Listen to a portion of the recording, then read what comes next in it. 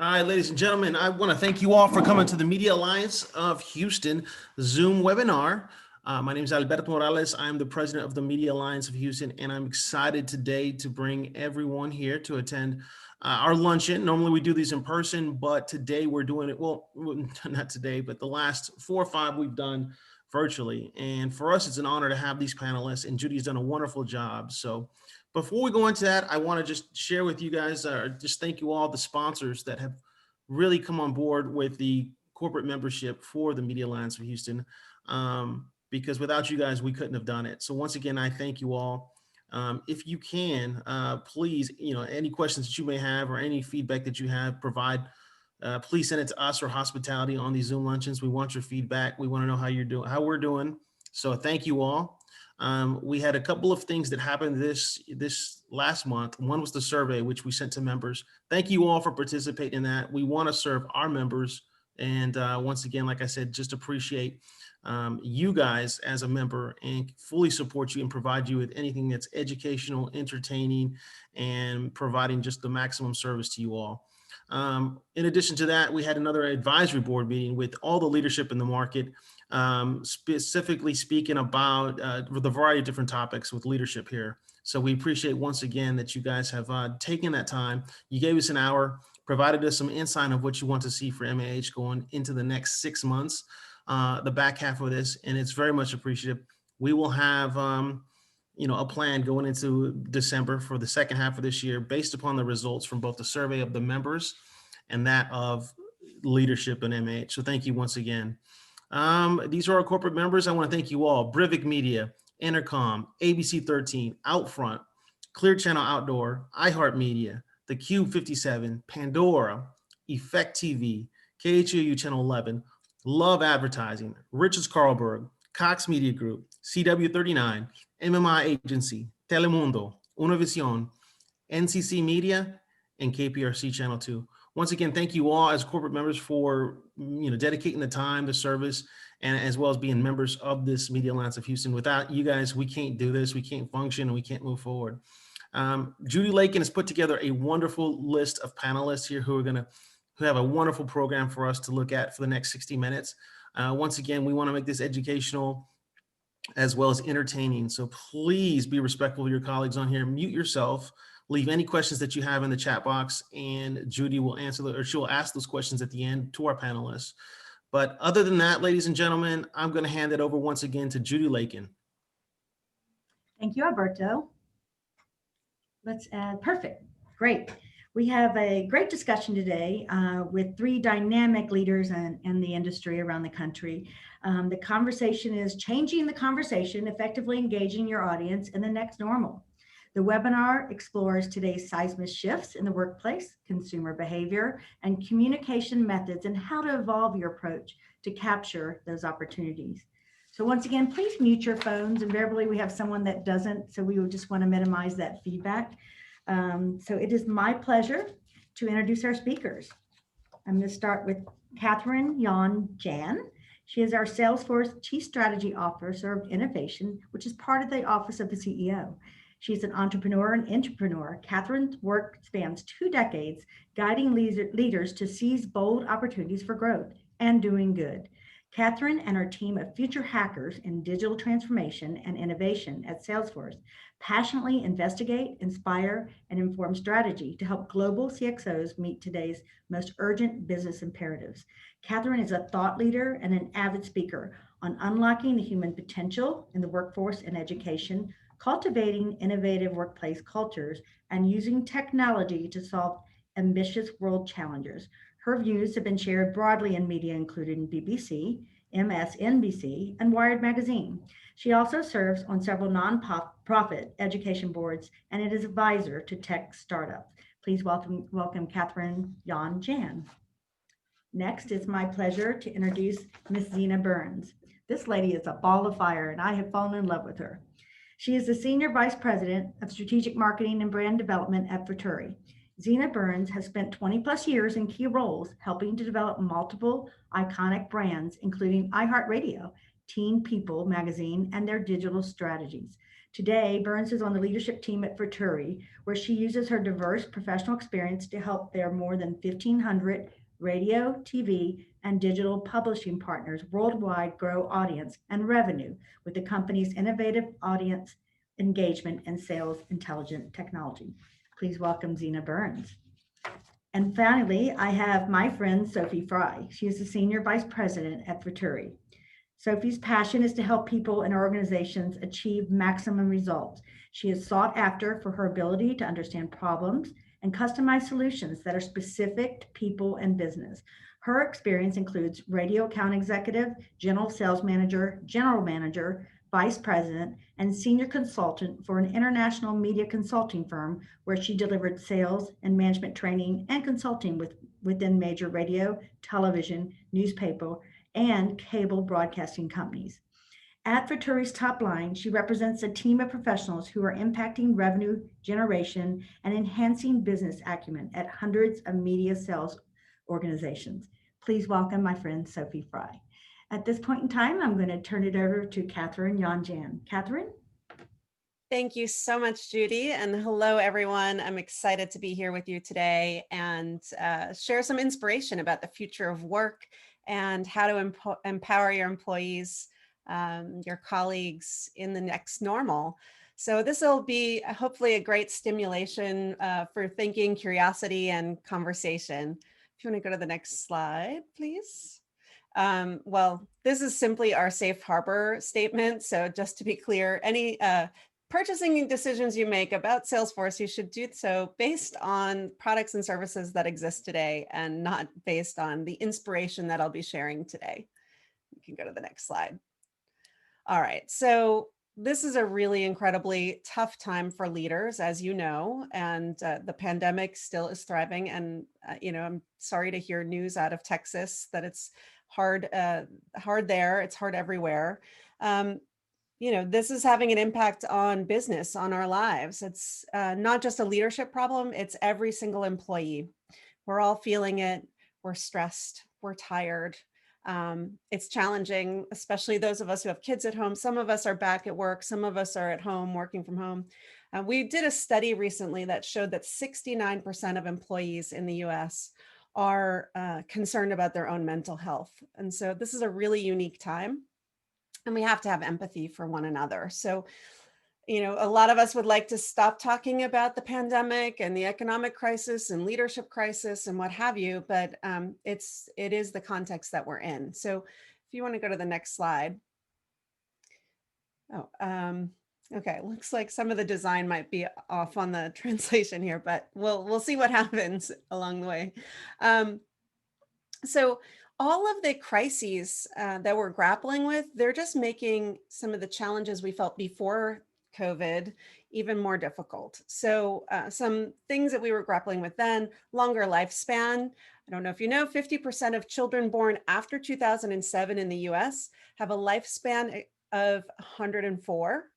And the scientists say that the first person to live to 150 years old has already been born. So just, take that in. That's a lot. Our jobs are outpacing education. If you happen to be studying a technical degree in college, everything that you learn, or 50% of what you learn in your first year of that technical degree is already outdated by the time you graduate. Essentially, our education can't keep up with the pace of change. And then the constant communication, it's really challenging today. With omni-channel communications, we're just getting so much information, and 60% of our emails aren't even being opened and read. So we're inundated and it's really hard. And not only are we connected to so many different people, we're connected to all the information in the world. So that's challenging. If you want to go to the next slide. Okay, so what does this mean? It means we're probably not going to retire. Think about if you're going to live to 150 years old, you might actually have a 100-year career. I know that's scary for folks, but we should make those careers awesome and exciting. We also won't ever fully graduate. We'll always have to learn and continue to learn and unlearn new skills and be adept at that. And we probably also won't have a lot of time off, so to speak. I mean, think about how you're working right now at home. we're blending work and home, and a lot of people are saying, they're living at work, right? So we have to find balance as we grapple with the new ways of working. So you want to go to the next slide.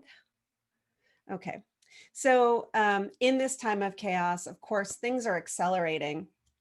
80% of the customers that we're talking to, 80% of leaders are currently transforming their organizations to become more digital.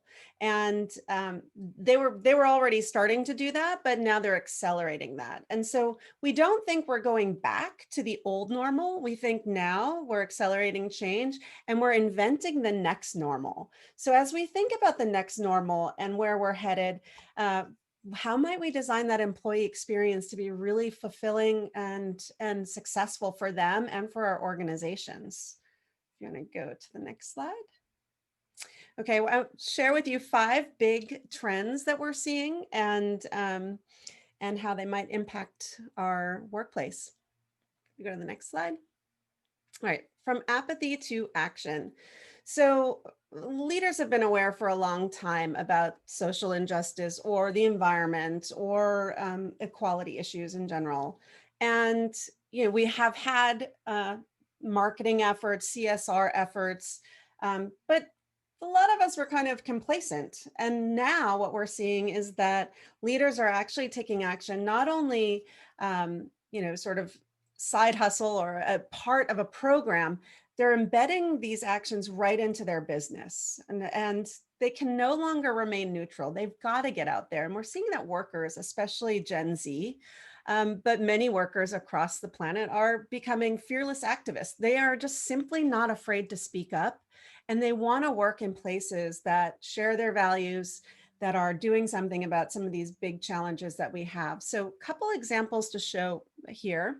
The first one is called Vantage Point, and this is a VR headset, VR experience where you can actually step into the shoes of someone experiencing discrimination.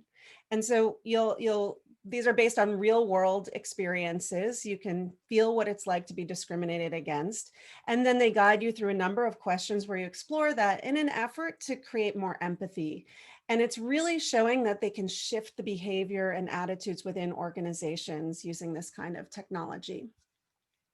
The other example here is a company called entice, and they have basically built the Yelp of supply chain. Actually, hundreds of thousands of vendors, suppliers are there. And when they started off working actually with the government and helping the government understand who they were buying from. So when you buy an airplane, where are all those parts coming from? They've expanded that network to be across industry, across the globe, and they can tell you when you're buying from a particular supplier, who they're buying from and how they're manufacturing. And so you can buy ethically and understand if you wanted to look and see, what is the makeup of that leadership team, of that board? Are they diverse? Are they inclusive? That is all at our fingertips now, so we can really make wiser decisions. If you want to go to the next slide. Okay, from robots to cobots. This one's really, I think, quite fun. We used to be afraid of machines taking our jobs and automating our jobs away. What we're seeing now is more collaboration with machines and more trust being fostered, because machines are actually helping us enjoy our jobs more, taking away our chores, helping out. So the first example I'll share is this a robot cafe in Japan. And these robots are the ones walking around as waiters in the restaurant, in the cafe, but there's a human inside. So there could be a worker, and in this case, there was a Japanese woman living in Australia who comes from Japan, speaks Japanese, can use her Japanese language skills and enjoy that work from Australia inside this robot in Tokyo. And you can imagine the possibilities here if there's someone disabled who would like to work, or breaking down those geographical barriers. This enables more people to work in partnership with robots. And the other example here is Ginger.io. It's a really exciting mental health care partnership between AI and real human counselors. So that as a patient, You might be sometimes engaging with an AI that can help provide you insight. And then on the other hand, the AI will recognize when it's time to really bring in a human and also help that human be prepared to help that patient by giving them insights about what they've already learned. So it's another great example. You want to go to the next slide? From always on to finding flow. So we've already talked about this is a hard time to understand all the information coming at us. Warren Buffett cleverly said, busy is the new stupid. I think we can probably all identify with that. But essentially, we want to find peace and mindfulness in our work. We have to be able to focus. And there are ways that we're seeing some new exciting legal policies emerging. There is the El Khomri law in France, which is the right to disconnect. Volkswagen in Germany has established an after hours email ban. So they literally configure their servers to shut down so there can be no email after hours. And then we're also seeing that organizations are moving into this mindfulness space and providing apps for mindfulness like Headspace or Calm to their employees. So really taking care of their employees on a whole other level, emotionally, mentally, physically, a lot of new ways to take care of your employees and help them to work better. All right, next slide. From bureaucracy to humanocracy. So the idea here is that organizations need to be bureaucracy slayers and redesign their work in the way that is best for their employees. Hire is a great example out of China. They have established what they call micro enterprises. So they're taking their workers who were employees and they're empowering them to be entrepreneurs, actually giving them funding, spinning out their divisions or their teams into little startups, and then they give them the funding to thrive. So they've gone from 85,000 employees to 55,000 employees. Meanwhile, they have 30,000 new startups in their ecosystem leveraging each other.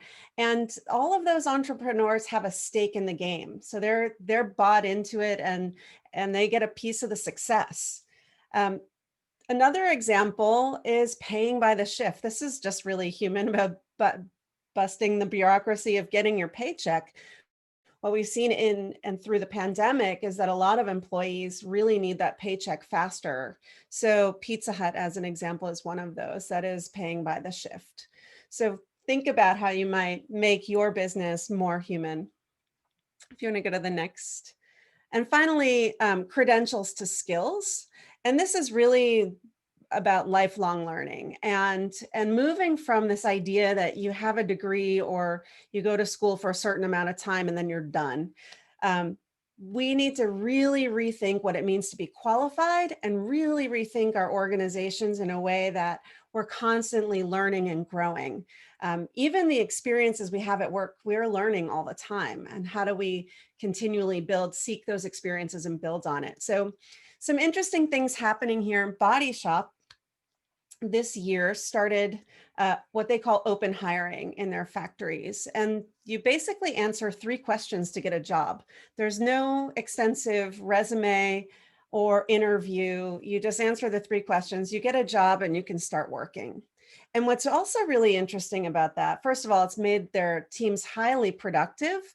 And they've taken all the budget they were spending on recruiting and all those different methodologies, and they've put them into learning. So they're really starting to invest in training people into those jobs and beyond those initial roles into the rest of the organization. Europe is another great example. We use them extensively at Salesforce. So basically Europe will go in and look at high school students fresh out of high school. And rather than going a college path, they bring them into apprenticeships inside organizations. I have someone from Europe working on my team right now. It's a great way to learn by doing. And so, we're really rethinking what does the resume even mean today? So if you want to just go to the next slide. Just a little bit of imagination for the future. So where do we think all of this is going? Next slide. You might imagine having a real command center or all the insights in the world that you'd need to understand your organization, understand individuals, understand teams. We have all this data today. We can use it to help our teams be healthier, smarter, work better. Next slide. We can also think about taking the work there is to do at our organization and breaking it up, not by job description, but by projects, and finding that internal gig marketplace, understanding who inside my organization has which skills and how can I match them to the projects or the work that needs to be done. That gives people a lot of fluidity and mobility inside their organization, and not only match people based on what they already know and the expertise they already have, but also match people based on what they want to learn next so that it's a learning opportunity. If you go to the next slide, and what if every individual in your organization had their own personal talent agent, their career coach, that could help them understand how they're doing and what they might like to learn next, could also take care of some of those mundane tasks like scheduling meetings or just the finding your W-2 if you need that. They can kind of take care of the administrative tasks and give you insights into how to do better at work and progress your career. So finally, we believe that you can start all of this today, and we're doing a lot of this internally at Salesforce and with some of our customers. First and foremost, we hope that if you're excited by these things, and many of you are probably already doing this, really looking at your own culture, your own people, understanding how you're doing, how your team's doing, both from a wellness perspective, a safety perspective, from an engagement perspective. That's possible to really understand that. And from there, you understand sort of where the needs are. And if you understand the needs, then you can move into what we call employee experience design, using all the best practices from human-centered design to develop those solutions, develop those experiences to be frictionless and lovely and empower them to do their best work. And finally, we really are talking about new operating models for business. So reducing the friction for our customers, making employees best able to serve our customers, to help our customers grow.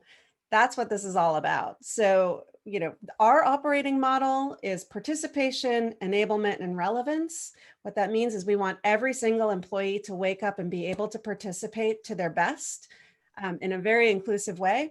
Everyone is enabled with the right kind of content, experience, expertise that they need for the situation that they're in to help serve their customer, and that everyone can be really relevant. So you're listening deeply to your customer, you're able to respond to their needs and find the other people that are needed inside your organization to help. And of course, we have products that can help with that, but that's not what today's all about. So thank you very much for your time and looking forward to questions later. Thank you so much, Catherine. Very, very insightful. At this time, we'll move to Miss Zena Burns. Zena, take it away. Excellent. Thank you.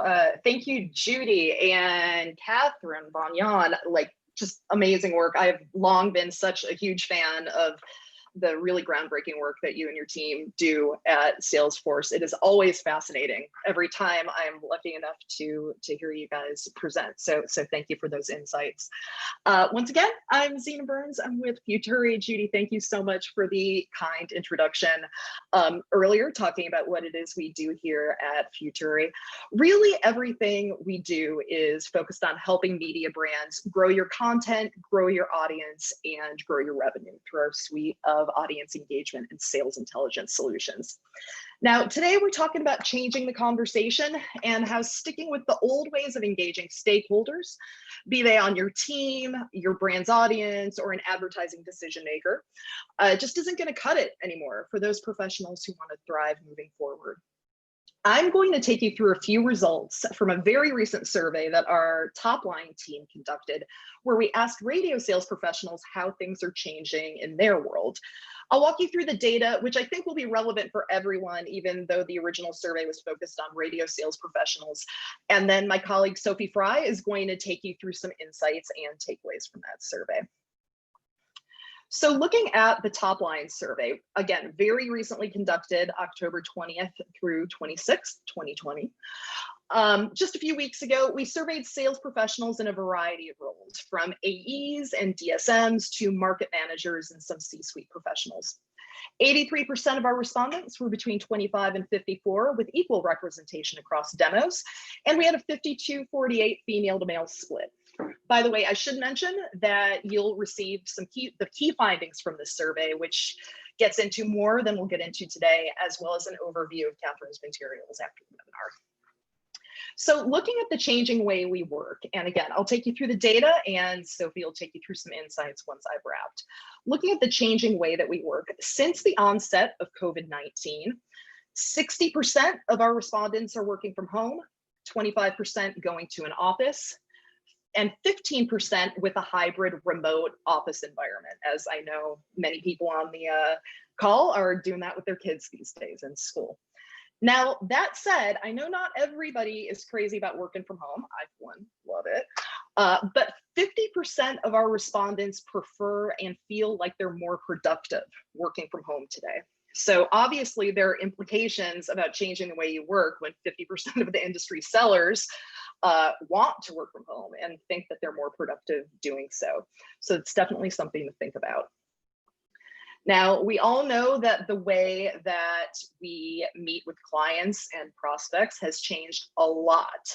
Chances are that we're not discussing business over drinks, that's my favorite, or at a station event or in person, period, right?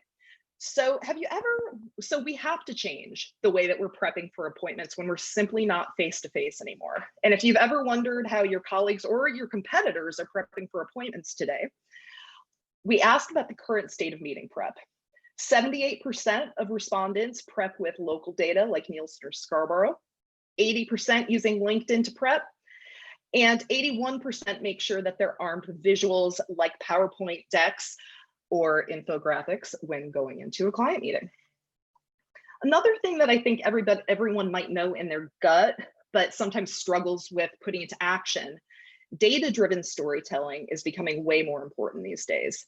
Let's look at some verbatim quotes from respondents when we asked them how they're using data differently since the onset of COVID-19. One of them said that they're using streaming metrics more. Another said that they're having a lot of conversations about data and digital tactics due to COVID-19. And this one I found really interesting, and it's something that we hear from our top line partners quite a bit, how they're using data to inform not only their sales efforts, but to educate their clients about their businesses. One GSM told us our customers' businesses have changed as well.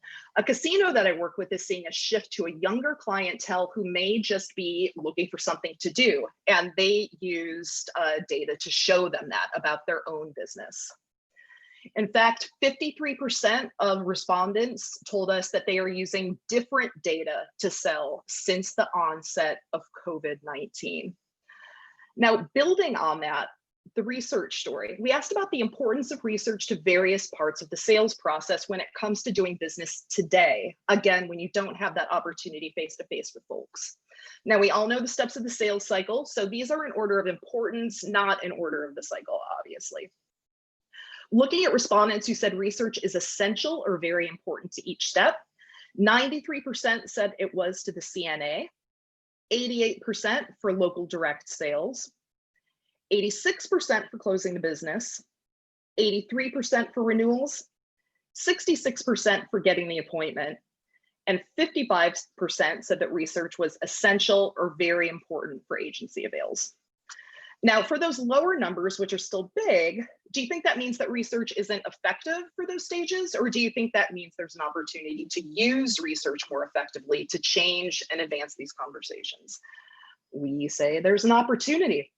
And that's a big part of what we help sales teams do. Efficiently folding in research and data at every stage of the sales process is really going to give you a competitive advantage at a time when data-driven storytelling is proven to hit the mark. I'm going to hand it over to my colleague, Sophie, now, who will take you through a few additional data points and then tie this all together and wrap it up. Sophie. Thank you, Zena. When we asked how comfortable respondents were selling the following, unsurprisingly, our findings revealed today's account executives are generally more are generally more comfortable selling traditional assets. However, we found that most still hesitate when it comes to selling and creating revenue from podcasts and virtual events and video and mobile content, and have the least amount of comfort when it comes to creating campaigns around branded content, meaning programming content developed with an advertiser. For AEs on this call, I encourage you to ask yourselves, how comfortable are you with selling some of these high growth potential areas? And how can you start layering these types of assets into your client campaigns?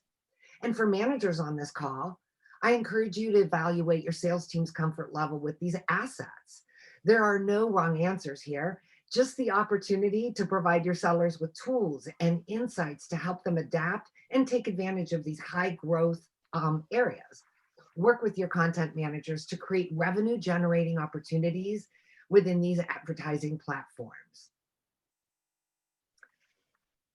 This is important because your clients want a broader range of offerings that help them engage with consumers on social media, on YouTube, in their connected cars, and on demand. Chances are your station brand provides these opportunities already. You just need to figure out how to integrate advertising inventory and monetize the content your team is already developing. Clients are building 2021 ad budgets, and dollars will likely be allocated to one or more of these high growth platforms. And broadcasters can quickly get into those revenue streams, ideally by having strategic conversations with the clients you already work with, because they already trust you. In these areas of greater comfort, 2021 will be the year to think creatively, to adapt to the new normal of consumer behavior.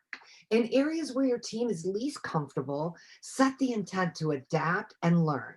Look for the resources, training, and tools to help your sales organization build revenue while connecting your advertisers with audiences in brand new ways.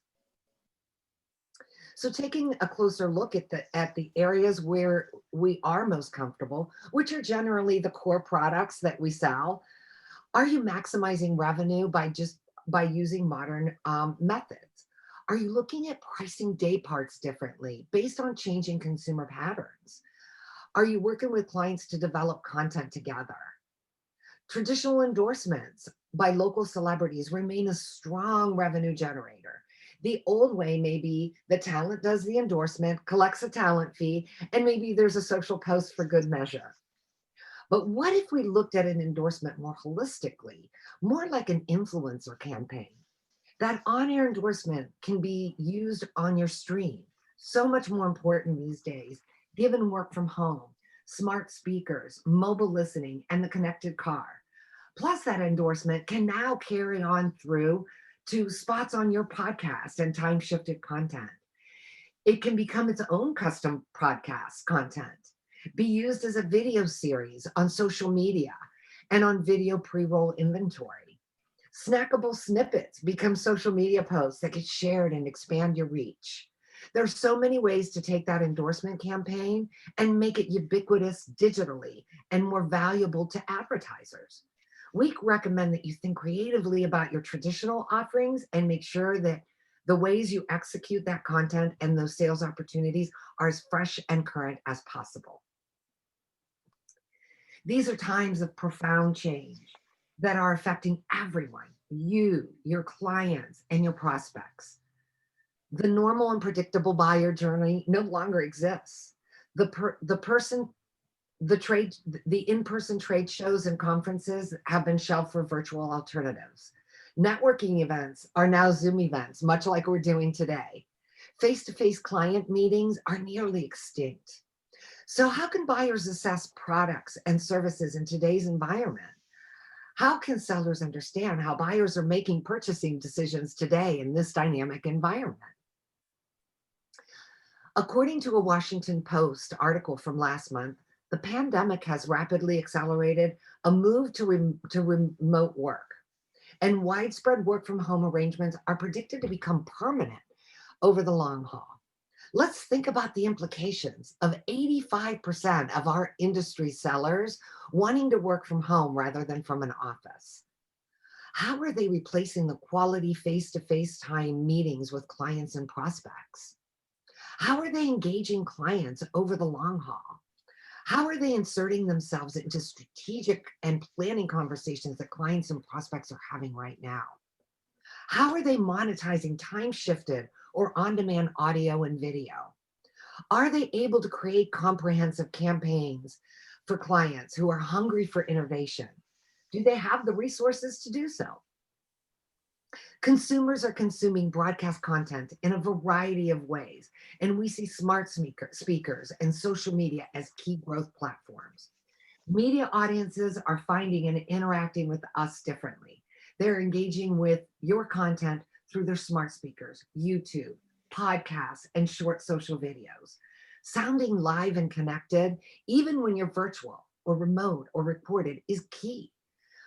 Our talent must get comfortable recording, producing from anywhere, and get creative about getting audio and staying relevant by accurately predicting what your target audience wants to hear at any point in time. Local content is more important now than ever. Your audiences can access national content through many resources, but only local media and their local talent can deliver relevant content that resonates with the communities that you serve. And your clients will benefit from associating with the local content that you're creating. You saw earlier that 83% of sellers are using different data since the onset of COVID-19. Although traditional qualitative data from Nielsen is still at the center for media data, it is being supplemented by streaming metrics, social media metrics, digital metrics, attribution metrics, and consumer behavior research.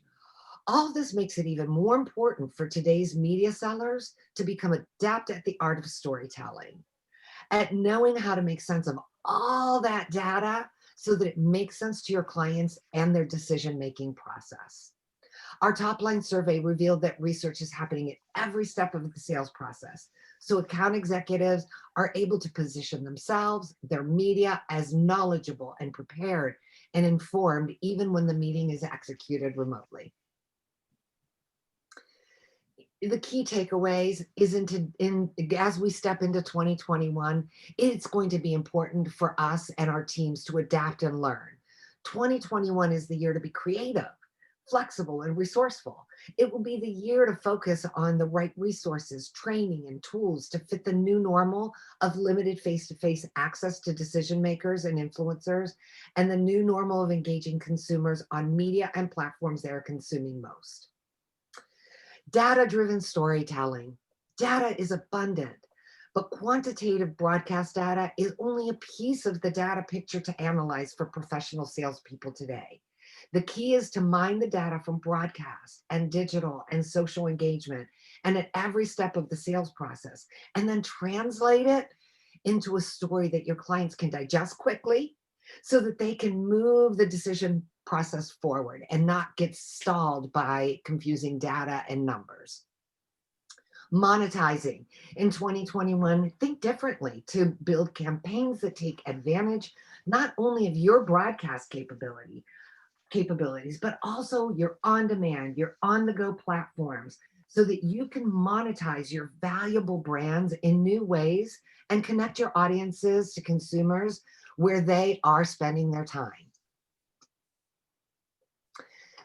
It has been a pleasure for Catherine, Zena, and I to share our thoughts with you today. We hope we've sparked some new ideas on how to evolve your approach and capture opportunities as you embrace these seismic shifts in the workplace, in consumer behavior, and in communication methods that will impact 2021 and beyond. Judy?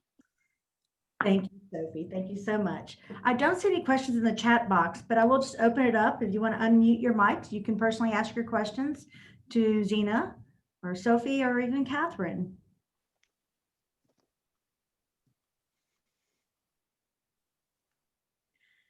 I do want to say one of your points, Sophie, was we have to be more creative.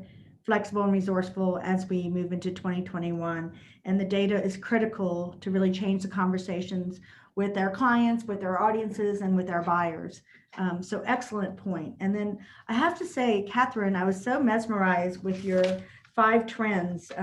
It's just such out of the box thinking and research, and I'm so interested in how the implementation will work across businesses. It's just really engaging. Do you have anything else you could share along those lines? Yeah, I mean, one of the things, and we are implementing a lot of these things internally for our sales force, for all of our workforce. But one of the solutions that I really enjoy is what we call our concierge. And so essentially what that is it connects all of our IT help desk, HR help desk, any kind of resources internally, facilities, all come through this concierge experience, which is technology where I can self-serve. I can ask any questions as simply as asking Alexa or asking Google search for something, and it will deliver up the answer. But if it doesn't deliver up the answer, if it doesn't have the answer automatically, then it does get routed to the right team inside, and they can create the solution. But the really magical thing about that is that we're learning from all the data that comes in. So we know what people are searching on. And as we see the data kind of build, we know, well, these are real challenges for our employees. And these might be things that are holding people back from being able to do their work. So we can solve for those. And as it pertains to salespeople, we know when salespeople start asking about that corporate Amex or other benefits and things. So we can proactively design, knowing our salespeople really intimately and what they're asking for, we can design the sales experience so that they get exactly what they need before they even know that they need it. It's like kind of almost perfectly timed, right? So especially now in the pandemic, with all the things changing in the workforce and for our customers, we're getting a lot of questions and having fluid conversation and able to design right away for those situations. And a lot of it, I'd say, is, Sophie's point as well about the content and being relevant and having the right solutions or the right insights, the right conversation at the right time. And that is about being creative.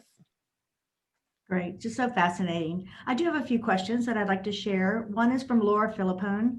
A lot of us are looking at what habits and new normal will stick in the future and what will go back to the old norm. What are your predictions? And I'll just throw it out there to any one of you. Well, I'll just say quickly what we're seeing, what we predict is uncertainty, right? So there's multiple futures, but we see that many organizations will not go back to the workplace. A lot of organizations are saying, that's a choice now. It's not mandatory. We are seeing pockets like single people, young people, Gen Z and millennials in the workplace. They really love being in person. And so some hybrid where they can be in person, and also making the workplace, the time in person is really, it's not the assumption that all the work is done in person. It's intentional. So when we need to do brainstorming, co-creation, something that's highly creative, those might be the moments where we come into the workplace and the workplace feels more like a workshop than it does, desks where you're making phone calls. You can make those phone calls from home. So that's one thing is bifurcating the jobs into the different places and spaces. Great. Zena, did you have something to share? Well, I do. I definitely agree on the human connection part and people wanting that human connection. That's something that I do. I don't necessarily, nothing, I don't know that anything is going to go back to what was normal, right? But I feel like when things do open up, we are going to want, people getting together live and in person. I've seen study after study with people talking about being burned out on virtual events and things like that. But although I will say for those of us on this call who have anything to do with the event space, you can't throw your station show anymore. You can't do this, you can't do that. Just because people want to get back to that doesn't mean that we should abdicate virtual events as a meaningful way to grow your relationship with your audience and grow your revenue. What I see a number of brands doing is just thinking that opening up a Zoom and not having a structure, not having a plan, and just getting everyone together in a Zoom is going to cut it. And it doesn't cut it that way. You've got half the event with people just sitting there staring at one another, and you've got the other half of the event with people talking over one another, and it's not a good experience for anybody. So I would say, I know a number of us on this call, have events as part of our wheelhouse. Make sure that you're structuring and planning those virtual events with the same level of care and expertise as you would any other type of event that you were throwing, because a lot of people aren't, and I think that's part of the reason people are getting burned out. One thing I don't think is going to go back to really even close to the old way of doing things is consumption habits for media. And if COVID has shifted the way that people consume media, once things open up, once people are in their cars more, once people can get together more, people aren't going to say, oh, hey, how did I used to listen to the radio a year ago, a year and a half ago? Like, did I, was there a terrestrial situation with whatever it is? People aren't going to unlearn the tech-enabled consumption habits that they've learned over this period of time. So it's really important for any form of media where, with those kind of bifurcated metrics, to really lean into digital, because the pandemic is just accelerating the shift that was already well underway. Great, thank you for that. I mean, I can speak a little bit to consumer behavior. So here's what we think. Some things are not going to go back to the way that they were. I mean, we've discovered how easy it is to order your groceries online and pull up and somebody just packs them into the back of your car. I don't know that we'll go back to regular grocery shopping.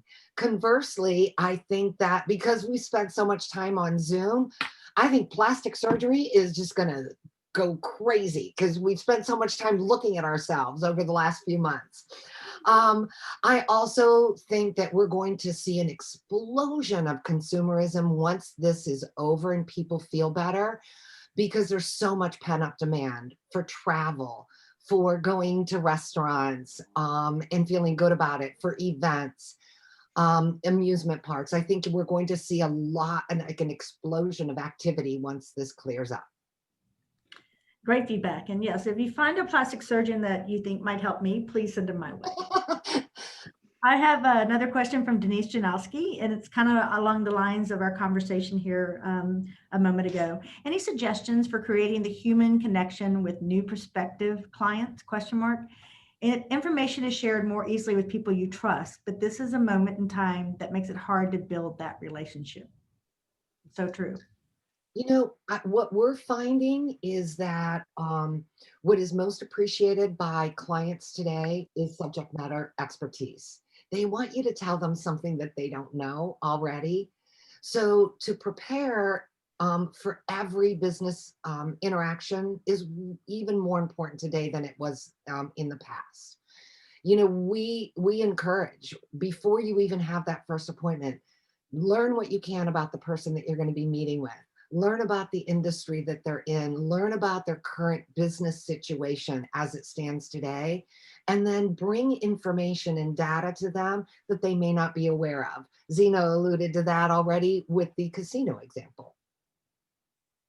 And really, how many of us, I think that research, that planning, that is way, way, way more authentic than some fake concern. Just today, this had tapered off, at least for me, for a little while, but how many people on this call have essentially gotten a cold email from someone you've never met before who was trying to sell you something that was, I really hope you and your family are doing well in this very difficult